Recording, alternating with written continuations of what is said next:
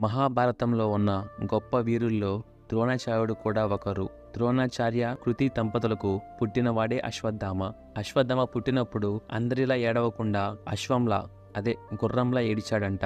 అందుకే ఆయనకు అశ్వత్థామ అనే పేరు వచ్చింది. ద్రోణాచార్యునికి చాలా కాలం పాటు పిల్లలు ఉండరు. అందుకు ఆయన మహాశివునికి ఘోర తపస్సు చేస్తాడు. చెప్పాలంటే ద్రోణాచార్యుడు మహాశివునికి అమితమైన భక్తుడు. ద్రోణాచార్య తపస్సుకు మెచ్చిన శివుడు ప్రత్యక్షమై ఏ వరం కావాలో కోరుకో అని వరమిస్తాడు.